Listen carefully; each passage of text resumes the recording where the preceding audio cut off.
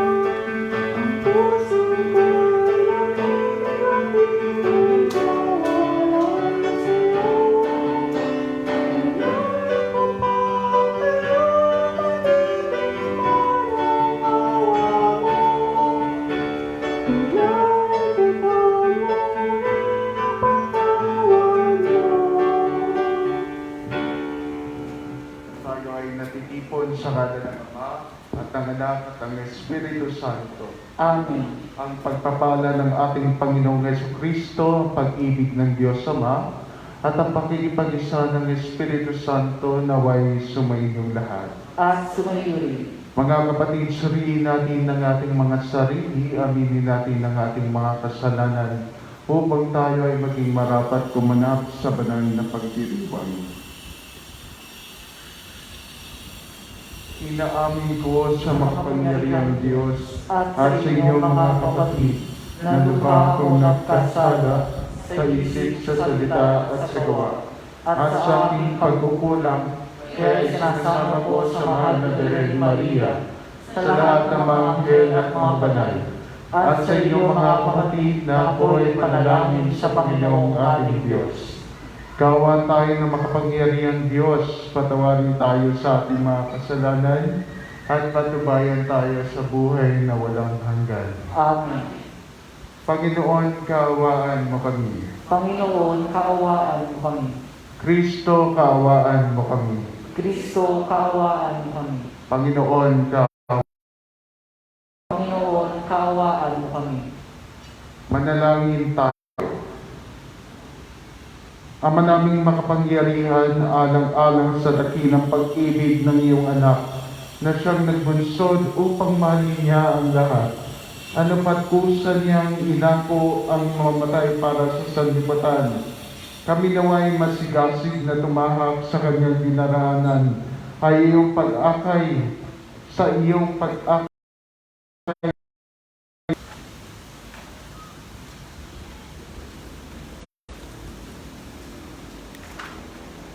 Pagbasa mula sa aklat ng Propeta Isaiah. Ito ang sinasabi ng Panginoon na siyang gumawa ng landas upang may maraanan sa gitna ng laban. Sa kapangyarihan niya ay kanyang nilupig ng malaking hukbo. Nilipol niya ang kanilang mga kabayo at ang karwahe binasak. Sila'y nangabuwal at di na nakabangon. Parang isang ilaw na namatay ang linas. Ito ang sabi niya. Ang mga nangyari noong unang panahon, ililibing sa limot. Limutin na ngayon, narito at masdan, ang nagawa ko ay isang bagong bagay na hanggang sa ngayon, di mo namamasdan. Ako'y magbubukas ng isang landasin sa gitna ng ilang. Maging ang desyerto ay patutubigan. Ako'y gagana niyong mga hayop na pawang mailap, gaya ng abestros at ng asong gubat. Ang dahilan nito, sa deserto ako'y nagpabukal na saganang tubig. Para may mainom ang aking hinirang, sila'y nilalangko, at ang aking hinirang upang ako'y kanilang kapurihan. Ang salita ng Diyos. Salamat sa Diyos. Gawa ng Diyos ay dakila, kaya tayo'y natutuwa. Gawa ng Diyos ay dakila, kaya tayo'y natutuwa. Nang linapin tayo ng Diyos at sa Siyon ay ibalik. Ang nangyaring kasaysayan ay parang isang panaginip. Lahat tayo ay natuwa, masasayang magsiawit. Gawa ng Diyos ay dakila, kaya tayo'y natutuwa. Ang sabi ng mga bansang nagmamasid sa paligid, ang ginawa ng Diyos nila ay dakila. Anong likit? Dakilang ngang magsasabi, pambihira ang ginawa. Kaya naman kami ngayon, kagalakay di kawat. Gawa ng Diyos ay dakila, kaya tayo'y natutuwa. Kung paanong inuulan yung mga tuyong batis sa sariling bayan namin, kami poon ay ibalik. Silang mga nagbubukid na nagtanim na may luha. Bayaan mo na mag-aning masasaya't natutuwa. Gawa ng Diyos ay dakila, kaya tayo'y natutuwa. Yung mga nagsihayong dalay binhit na nananis, ay aawit na may galak, dalayaanin pagbalik. Gawa ng Diyos ay dakila, kaya tayo'y natutuwa.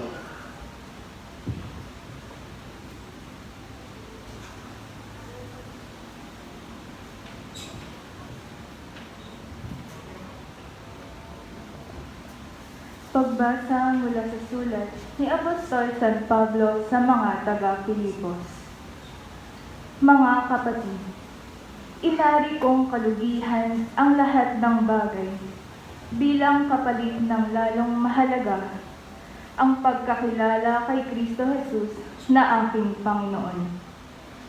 Ang lahat ng bagay ay ipinalagay kong walang kabuluhan, makamtan ko lamang si Kristo at lubos na makiisa sa Kanya. Hindi ko nahangad na maging matuwid sa pamamagitan ng kautusan, kundi sa pananalig kay Kristo. Ang pagiging matuwid ko ngayon ay kaloob ng Diyos, batay sa pananampalataya.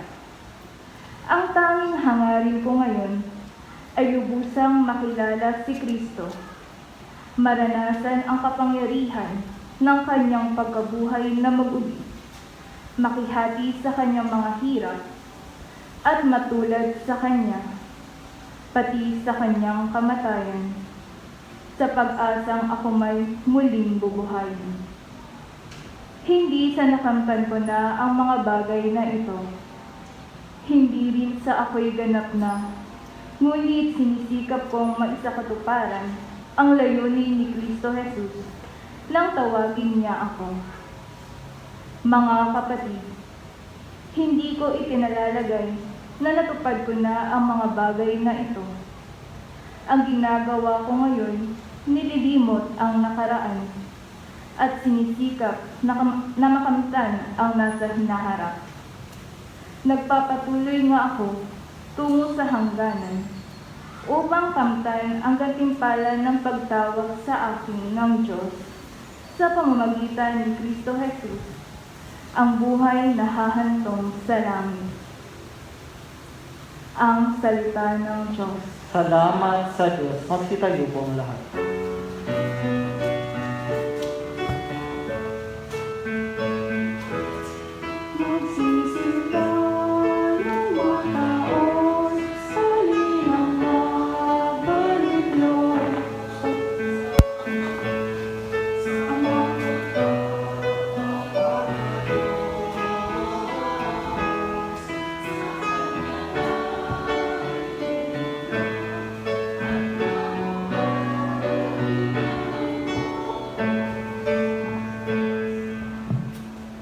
Sumainyo ang Panginoon. At sumayo rin. Ang mabuting balita ng Panginoon ayon kay San Juan. Papuri sa iyo, Panginoon. Noong panahong iyon, si Jesus ay pumunta sa bundok ng mga Olibo. Kinaumaga ay nagbalik siya sa templo. Lumapit sa kanya ang lahat, kaya tumupo siya at sila'y tinuruan. Nooy dinala sa kanya ng mga eskriba at ng mga pariseyo ang isang babaeng nahuli sa pakikiapid. Pinatayo ito sa harapan nila at sinabi kay Jesus, "Guro, ang babaeng ito ay nahuli sa pakikiapid. Ayon sa kautusan ni Moises, dapat batuhin hanggang sa mamamatay ang gaya niya. Ano ang masasabi mo? Itinanong nila ito upang subukin siya nang may maisumbong sila laban sa kanya. Ngunit yumuko si Jesus at sumulat sa lupa sa pamamagitan ng kanyang daliri. Ayaw nilang tigilan ng katatanong si Jesus, kaya't sila'y tinanong niya at sinabi ang ganito, "Sino man sa inyo na walang kasalanan ang siyang maunang bumato sa kanya?" At muli siyang yumuko at sumulat sa lupa. Nang marinig nila ito, sila ay isa-isang umalis simula sa pinakamatanda. Walang naiwan kundi si Jesus at ang babaeng naroroon pa rin sa harapan niya. Tinignan siya ni Jesus at tinanong, "Nasaan sila? Wala bang nagparusa sa iyo?" "Wala po, Ginoo," sagot ng babae. Sinabi ni Jesus, "Hindi rin kita parurusahan. Humayo ka at huwag nang magkasala." Ang mabuting balita ng Panginoon. Pinupuri ka namin, Panginoong Kristo. Magsiupo po ang lahat.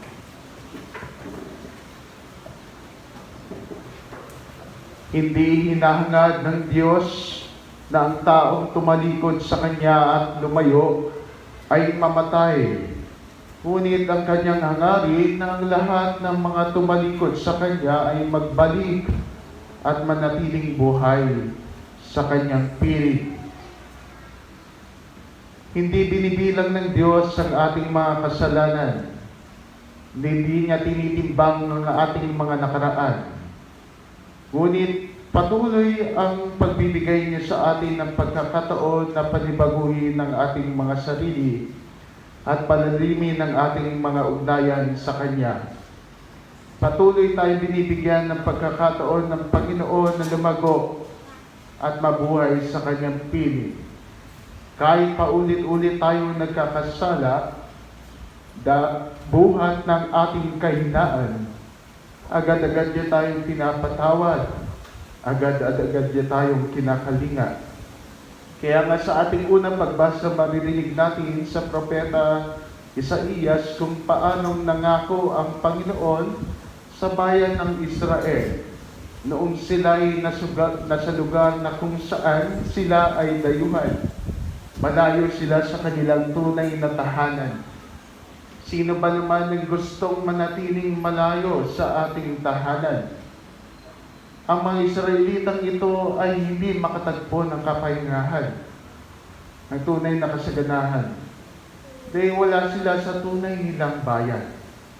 Ngunit ang Diyos ay patuloy na nangungusap sa pamamagitan ng propeta na maganda ang bayan ng Israel at maging sabik sa kanilang pag-uwi, sa kanilang pagbabalik sa tunay nilang tahanan. Kung minsan tayo din ay nasa dayuhang lugar, malayo sa ating tahanan, hindi lang ito pisikal ng lugar, ngunit kung minsan kadalasan, ito ay patungkol sa ating kalagayan na hindi tayo nakakatagpo ng tunay na kapahingahan. Walang pagtahan sa ating kalooban, na kung minsan tayo ay naliligaw at nawawala sa ating sarili, hindi natin alam ang ating tunay na pupuntahan, kung ano ang ating susunod na gagawin. Ngunit ang Diyos ay parating nangangako sa atin at nagpapaalala na darating ang pagkakataon na magiging malinaw na ang lahat at makakauwi na tayo sa tunay nating tahanan, kung saan tayo makakatagpo ng tunay na kapahingahan. Ngunit saan ba natin matatagpuan ito? Saan nga ba ang tunay nating natahanan? Si San Pablo sa ating pagbasa, sa pangalawang pagbasa mula sa sulat ni Apostol San Pablo sa mga taga-Filipos, ay sinasabi sa atin na ang tunay nating tahanan ay hindi lugar. Ngunit ito ay manatili sa ating Panginoong si Yesu Kristo. Sinasabi sa atin ng San Pablo kanina sa ating pagbasa na bagamat nakanta niya na ang karangalan ng mundong ito, ang lahat ng nakikita at naririnig, nahawakan, nararamdaman, hindi ito ang tunay daw na kaligayahan na magpupuno sa kanyang kalooban. At handa niya itong iiwan para maging handa sa pagtanggap sa Panginoong Hesus Kristo. Ang tunay na kaligayahan na tahanan ng tao ay manatili sa Diyos, ay makapiling ang ating Panginoon. At patuloy niya tayo binibigyan ng pagkakataon na panibaguhin ang ating sarili, na panibaguhin ang ating ugnayan sa Kanya. Kaya nga sabi din ni San Pablo sa kanyang sulat, ang lahat ng kanyang nakaraan ay kinalilimutan niya na dahil merong bagong paparating na magpapanibago sa Kanya. Tayo din kung minsan para lubos nating maunawaan matanggap si Jesus, kung minsan kailangan iwan na natin ang ating nakaraan na kung minsan ay hindi kaaya-aya, na kung minsan ay mapait, na kung minsan ito yung pagkakataon na tayo ay bumagsak at nasira. Ngunit katulad ng sinasabi ng Diyos sa unang pagbasa, tayo ay binibigyan niya ng tahanan. At sa pangalawang pagbasa, sinasabi niya sa atin, tayo ay kanyang patuloy na pinapanibago. Binibigyan niya ng bagong pagkakataon upang magsimula na magmuli. Kaya nga sa ating Ebanghelyo, maririnig natin ang kwento na siguro paulit-ulit na natin naririnig. Ang kwento ng isang babaeng nahuling nakikiapid at dinala ng mga Pariseo at Eskriba kay Jesus upang hatulan ng kamatayan. Sa panahon na iyon, ayon sa utos ni Moises, kapag ikaw ay nahuling nakikiapid, ay ikaw ay paparusahan ng kamatayan sa pamamagitan ng pagbabato hanggang sa ikaw ay mamatay. Ngunit kung ating titignan ng mga Pariseo at Eskriba itong grupo na ito na humarap kay Jesus, hindi nila hangarin na protektahan ang utos ng Diyos. Hindi nila hangarin na protektahan ang pinasabi sa kanila ni Moises na dapat nilang gawin upang maging malinis, karapat-dapat sa mata ng Diyos. Ngunit dinala nila ang babaeng nagkasala kay Jesus dahil gusto nilang paglingkuran ang kanilang sarili. Ang sarili nilang motibo, hindi dahil sa pag-ibig niya sa Diyos. Kaya nga kung ating isipin itong kwento ito, ay kadalasan na iugnay natin sa awa at habag ng ating Panginoon. Kung paano ay patuloy niya tayo binibigyan ng pagkakataon. Ngunit sa kabilang banda, ito din ay nagtuturo sa atin kung paano nagiging karumal-dumal kung minsan ang pagtrato ng tao sa bawat isa. Na kung minsan nagagamit natin ang kahinaan ng iba para sa ating pansariling kagustuhan. O di kaya kung minsan meron tayong nalilimutan, arugain, alagaan. Meron tayong naisasantabi, siguro ito yung isa sa ating mga kaibigan. Ito yung isa sa ating mga pamilya, yung mga taong malapit sa atin. Nakakalimutan natin at naisasantabi pa kung minsan-minsan habang tayo ay umaangat. Habang tayo nagiging mabuti ang ating kalagayan sa buhay.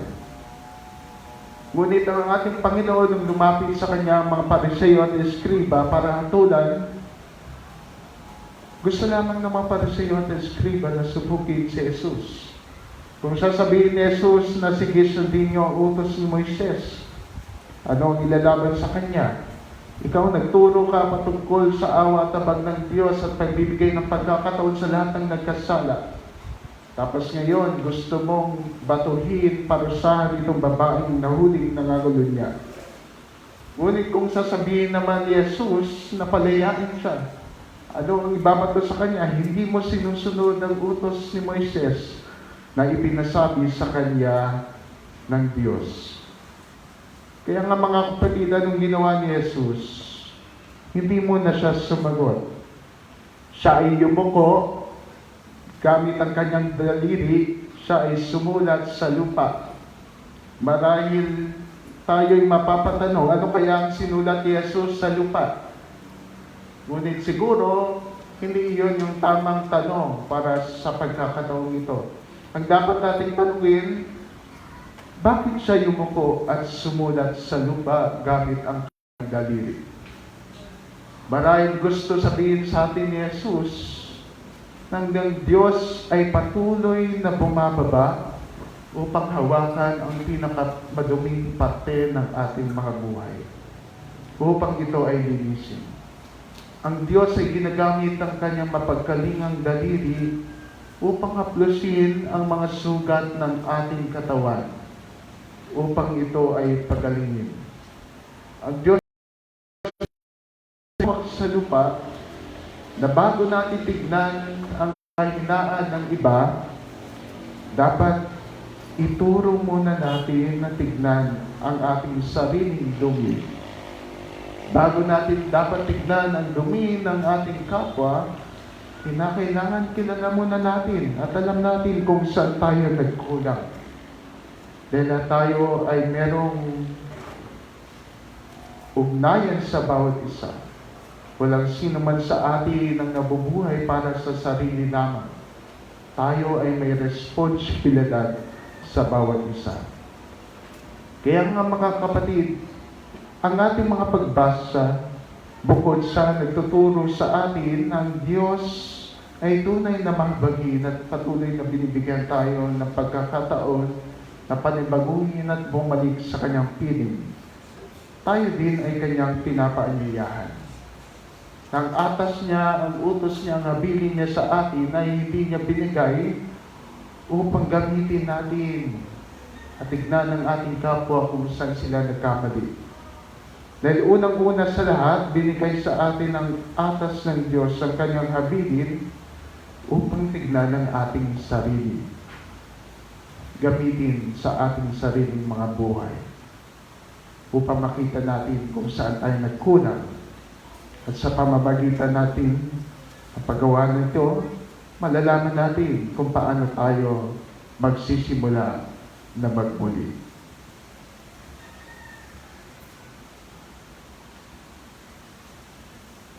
Magsitayo po ang lahat. Sumasampalataya ako sa Diyos sa mga makapangyarihan sa lahat, na may gawa ng langit at lupa. Sumasampalataya ako kay Jesucristo, iisang anak ng Diyos, Panginoon nating lahat. Nagkatawang tao siya lang ng Espiritu Santo. Ipinanganak ni Santa Maria ang Birhen. Pinagpakasakit ni Poncio Pilato. Ipinako sa krus na matay inilibing. Nanawag sa kinaroroonan ng mga yumao. Nang may 3 araw na buhay na maguli. Umakyat sa langit. Naduluklok sa kanan ng Diyos amang makapangyarihan sa lahat.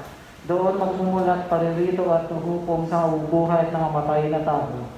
Sumasampalataya naman ako sa Diyos Espiritu Santo, sa banal na simbahan katolika, sa kasamahan ng mga banal, sa kapatawaran ng mga kasalanan, sa pagkabuhay muli ng namatay na tao, at sa buhay na walang hanggan. Amen. habang palapit na ang mga mahal na araw, dumudulog kami sa iyo, Ama, na panatilihin mo ang iyong pagkabag sa amin, upang tuluyan kami makasapit sa pagbabagong buhay na aming inangad at maging marapat na tumanggap ng grasya ng muling pagkabuhay ng iyong anak. Tayo'y dumadalangin, Panginoon, dinggin mo ang aming panalangin. Panginoon, dinggin mo ang aming panalangin. Maipahayag nawa ng mga namumuno sa simbahan ang mabuting balita ng may tapang sa gitna ng realidad ng pagkamuli, pagsisinungaling at pag-uusig. Manalangin tayo. May isulong nawa ng mga namumuno sa pamayanan ng may lakas ng loob ang hustisya para sa mga mahihirap, moralidad at pagtatanggol sa dignidad ng buhay ng bawat mamamayan. Manalangin tayo. Akayin nawa ng mga tatayong saksi at mga katekista ang mga bibinyagan tungo sa landas ni Kristo. Manalangin tayo. Sa pamamagitan ng mahal ng pagpapakasakit ni Kristo, Magtulungan nawa ang bawat binyagan na lumikha ng komunidad kung saan naghahari ang awa, pagkahabag at pag-ibig ng Diyos. Manalangin tayo. Panginoon, bigyan mo ang aming panalangin. Tanggapin mo nawa, Panginoon, sa buhay na walang hanggan, ang mga kapatid namin yumao upang ang karangalan nila ay maging ganap at para sa ikapapayapa ang mga kaluluwa nila, Erwin N. Reydanas, Amelita Garcia, Elvira Manalili, at Catolino Sarmiento Sr. Manalangin tayo. Panginoon, bigyan mo ang aming panalangin. Sa ilang sandali ng katahimikan, itaas natin sa Diyos ang ating personal na kahilingan. Gayon din ang mga taong lubos na nangangailangan ng ating panalangin. Manalangin tayo.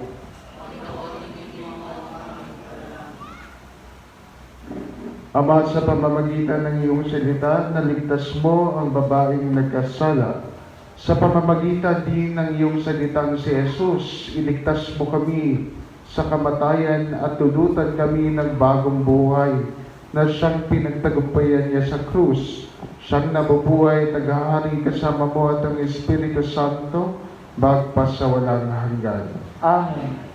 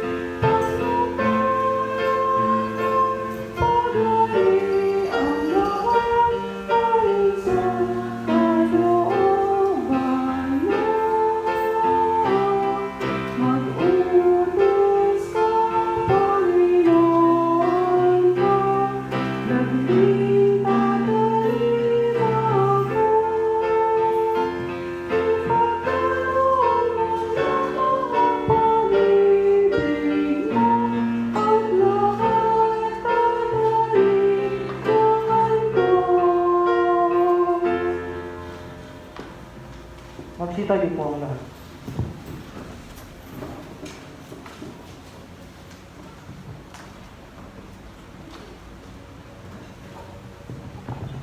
Manalangin kayo mga kapatid upang paghahain natin ay kalugdan ng Diyos sa mga makapangyarihan. Tanggapin nawa ng Panginoon ito paghahain sa iyong mga kamay, sa karangalan niya at sa ating kapayapaan at sa buong sambayanan niyang banal. Ama naming lumikha, kami dumadalangin na ang pinagpasaloob mo ng mga nilalaman ng pananampalatayang Kristiyano ay iyong gawing dalisay, pakundangan sa ipinagdiriwang na paghahain ito sa pamamagitan ni Jesucristo kasama ng Espiritu Santo, bagpas sa walang hanggan. Amen. Sumainyo ang Panginoon. At sumayo rin. Itaas sa Diyos ang inyong puso at diwa. Tinaas na namin sa Panginoon. Pasalamatan natin ang Panginoong ating Diyos. Marapat na siya'y pasalamatan. Ama naming makapangyarihan, tunay ngang marapat ikaw ay aming pasalamatan sa pamamagitan ni Jesucristo na aming Panginoon. Siya'y hindi na iba sa amin, kaya't siya'y nagdalamhati rin sa pagpanaw ni Lazaro kaibigang giliw. Siya'y hindi na iba sa iyo, kaya taglay ang kapangyarihan mo, kanyang binuhay ang kaibigang yumao. Sa kanyang pakikiramay sa sangkatauhan, kami kanyang pinakikisamahan upang ipagdiwang ang mga pahiwatig ng iyong mapagmahal na sa amin pumubuhay. Kaya kaisa namang yan na nagsiasaawit ang papuri sa iyo nang walang humpay sa kalangitan, kami nagbubuni sa iyong kadakilaan.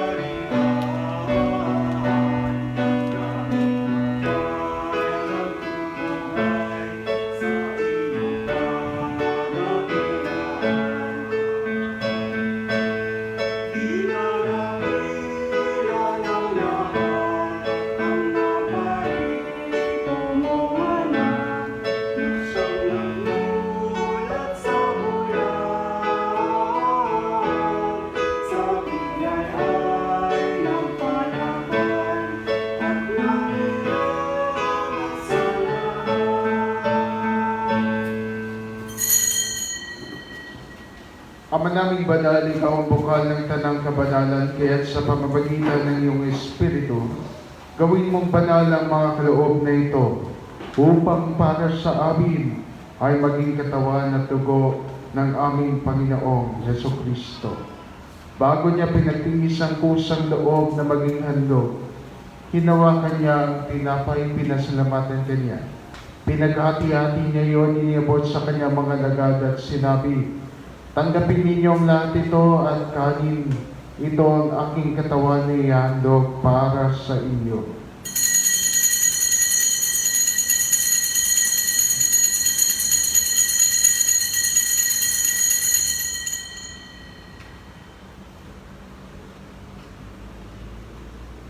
Ngayon din naman nung matapos ang hapunan, hinawakan niya ang kalis, muli kanyang pinasalamatan. Iniabot niya ang kalis sa kanyang mga lagad at sinabi, tanggapin ninyong lahat ito at inumin ito ang kalis ng aking dugo, ng bago at walang hanggang tipan. Ang aking dugo na ibubuhos para sa inyo at para sa lahat sa ikapagpapatawad ng mga kasalanan. Gawin ninyo ito sa pag-alala sa akin.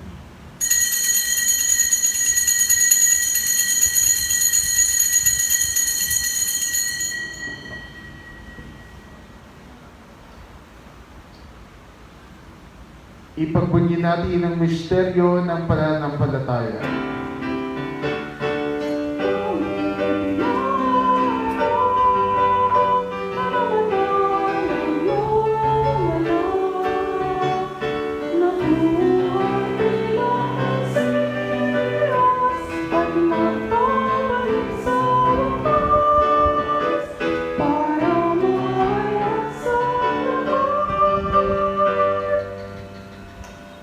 Ama, ginagawa namin ngayon ang pag-alala sa pagkamatay at muling pagkabuhay ng iyong anak. Kaya tinaalay namin sa iyo ang tinapay na nagbibigay buhay at ang kalis na nagkakaloob ng kaligtasan. Kami nagpapasalamat dahil kami iyong minarapat na tumuyo sa harap mo para maglingkod sa iyo. Isinasama namin kami magsasalo-salo sa katawan at dugo ni Kristo ay mabuklod sa pagkakaisa sa pamamagitan ng Espiritu Santo. Ama, lingapin mo ang iyong simbahang laganap sa buong daigdig. Puspusin mo kami sa pag-ibig. Kaysa ni Francisco na aming Papa, ni Bartolome na amang Obispo at ang Tanang Kaparian. Alalahanin mo rin ang mga kapatid namin na inlay na may pag-asang sila'y muling mabubuhay, gayon din ang lahat ng mga pumanaw. Kaawaan mo sila at patulingin sa iyong kaliwanagan. Kaawaan mo at pagindapatin kaming lahat na makasalo sa iyong buhay na walang wakas. Kaysa naman na Birheng Maria na Ina ng Diyos, kaysa ng mga apostol at ang lahat ng mga banal na nabuhay dito sa daigdig ng kalugod-lugod sa iyo, may pagdiwang nawa namin ng pagpupuri sa ikararangan mo sa pamamagitan ng iyong anak na aming Panginoong Jesucristo. Sa pamamagitan ni Kristo, kasama niya at sa Kanya, ang lahat ng parangal at papuri sa iyo, Diyos sa mga makapangyarihan, kasama ng Espiritu Santo, magpasawalang hanggan.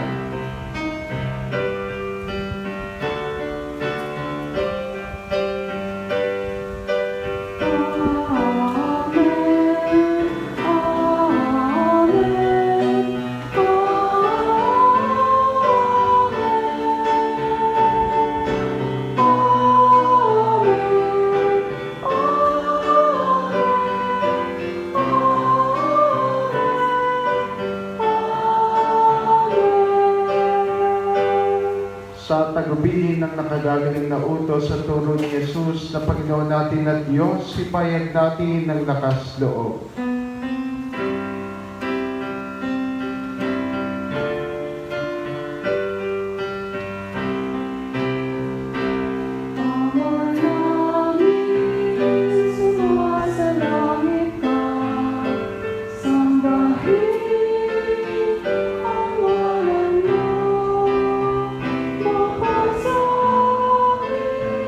Ang kaharian mo, sundin ang loob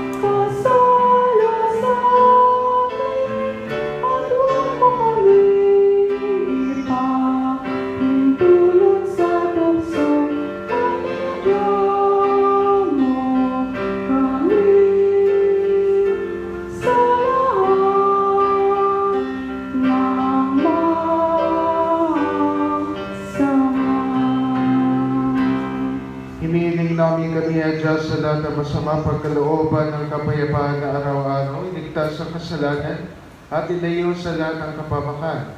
Samantalang aming pinananabikan ng dakilang araw ng pagpapahayag ng tagapagligtas namin si Jesucristo. Sapagkat iyong kaharian ang kapangyarihan at ang kapurihan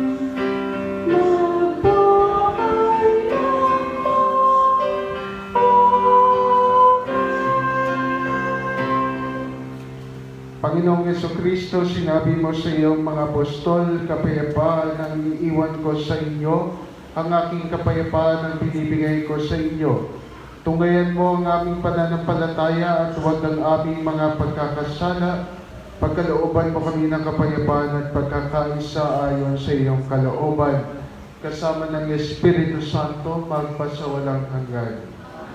Ang kapayapaan ng Panginoon ay lagi nawang sumainyo. At sumayo rin. Magbigayan kayo ng kapayapaan sa isa't isa.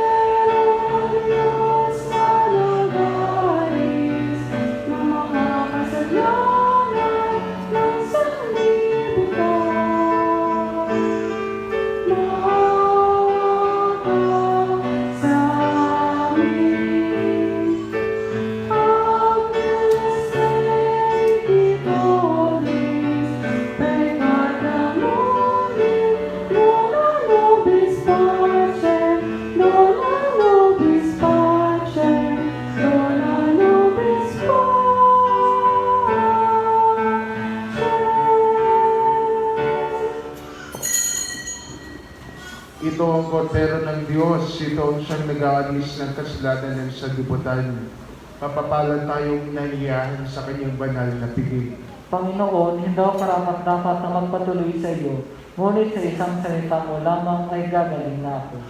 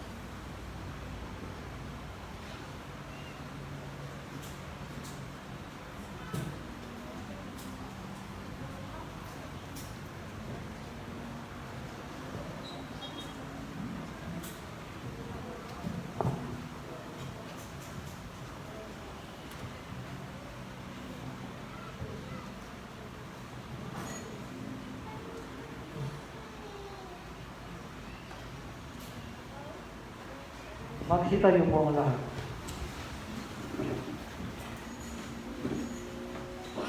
Manalangin tayo.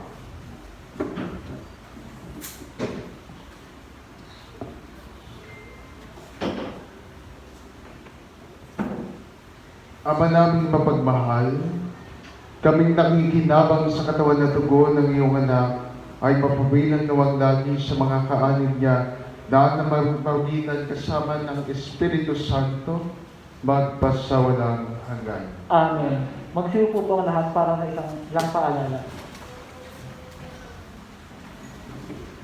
Sa darating po na linggo, magkakaroon tayo ng Lenten Recollection. Ang recollection master po natin ay si Mr. Christian E. Jordan.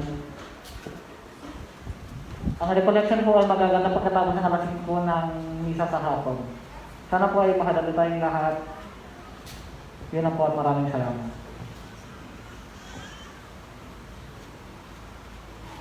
Sa darating po na linggo ay magsisimula ang mga mahal na araw, linggo ng Palaspas. Kaya po sa darating na linggo ay magdala din po kayo ng inyong mga palaspas para mabasbasan. Tapos magkakaroon po tayo ng mga pagdiriwang dito sa mga mahal na araw. Simula Huwebes Santo, washing of the feet. Ang oras po ng ating misa ay alas 6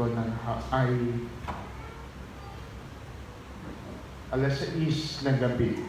Alas 6 ng gabi. Sa Biyernes Santo, sa ating veneration of the cross, ang misa ay sa ganap na kailangan check ulit at baka mali ang aking masabi.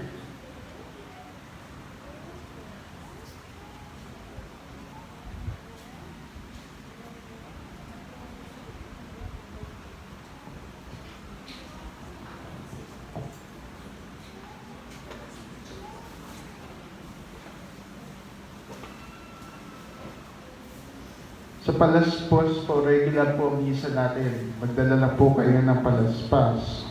Tapos po sa Huwebes Santo, Monday, Thursday, washing of the feet. Ang misa po natin ay sa ganap na alas 7 ng gabi. Alas 7. Sa Biyernes Santo, yung veneration of the cross, ito ay gaganapin 3:30 ng hapon. 3:30 p.m. Tapos sa Sabado de Gloria, ang Easter Vigil kung saan magbabasbas tayo ng ating ilaw at saka ng holy water, baptismal water. Ito ay sa ganap na alas 7 ng gabi. 7 p.m.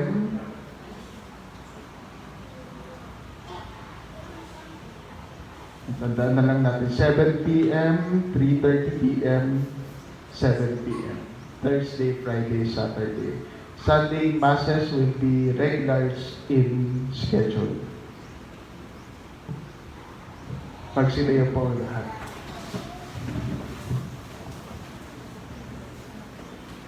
Sumainyo ang Panginoon.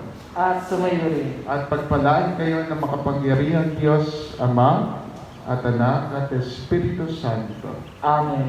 Tapos na ang ating pagdiriwang, humayo kayong taglay ang pag-ibig at habag ni Kristo. Salamat sa Diyos.